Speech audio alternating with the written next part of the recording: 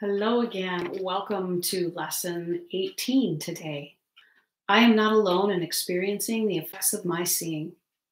The idea for today is another step in learning that the thoughts which give rise to what you see are never neutral or unimportant.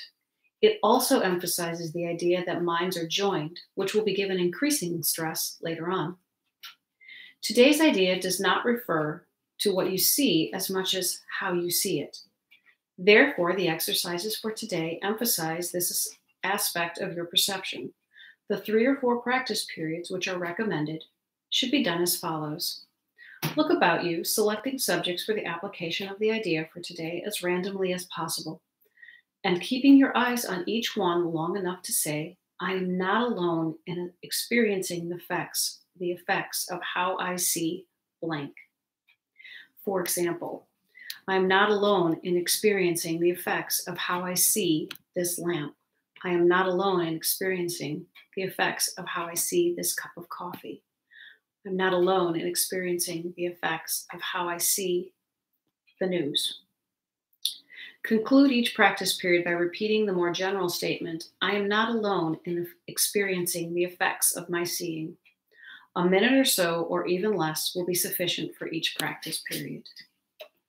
This is beginning to work towards understanding that there is a collective consciousness and understanding that when, again, people join together and have the same perception of something or the same thoughts about something, we experience them together. And that's how we create all of the events in the world. A lot. Just begin to realize that we are not alone in how we experience things.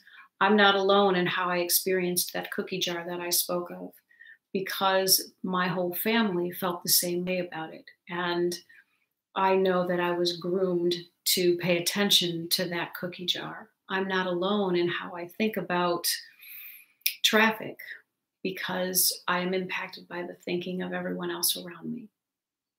Good luck with today. Have fun with it, and just realize that we are not separated beings. Oh, and I forgot about reading Tina Spalding. Maybe that was a little short.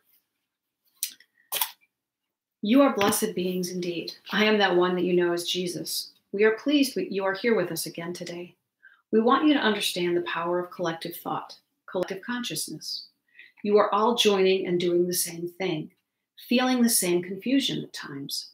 That is okay. These lessons are not meant to be understood by your ego mind. Here we have a perfect demonstration of minds being connected, and that is what we seek for you to realize in this lesson. You have been taught that you are completely separate. The poo-pooing or ridiculing of psychic phenomena is one of the strategies your society uses to keep you apart from each other and keep you from realizing you are all connected to divine mind and each other. Many of you felt ridicule from others when you have had some kind of psychic phenomenon or feeling of premonition. Really, all you experienced there was a connection of minds. Somebody thought about you and you picked up on that. Most of you have experienced being with a close friend or partner who, when you're just about to say something, says it first. You think, oh, that's so unusual. We thought about the same thing. But that goes on all the time. Because you keep secrets and are so well defended in your society, none of you really get to experience that until you are in an intimate relationship with somebody in which you reveal these things to each other. This is an important part of understanding why it's so valuable to train your mind. Your mind connects to all others and affects everything. This idea of idle thoughts are no longer true in this training program. We are saying your thoughts are very important. It is a gift to you and everyone else around you and on the planet to maintain a loving frequency within that consciousness you think of as yourself. Do this lesson willingly. Do this lesson enthusiastically, and know you do a very great service to humanity by practicing these lessons together with us each day. You are now part of a great group that does this each day. Know that changes are happening not only in you, but also in the collective mind. I am that one that you know as Jesus, and we will speak to you again tomorrow. If you question this lesson, look around. When someone, with fear-mongering, it's so much easier. When someone says something that is fearful and another person agrees, pretty soon there is a frantic nature about everything. I think of the mentality of a crowd that creates a riot. It becomes frenzied. It's because we keep building on that collective consciousness, and that energy is actually palpable. Think about what happens when we conduct random acts of kindness.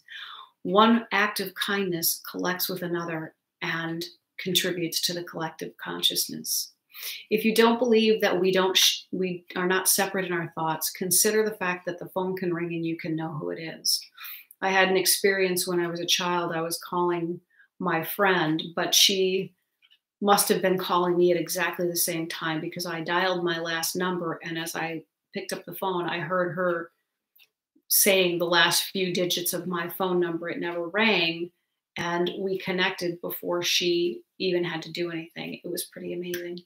So have fun with this. See if you can notice any of those moments where your thoughts are connected to somebody else, and realize that we don't experience our thoughts alone, even if we don't tell anyone. Have a great day. Bye, guys.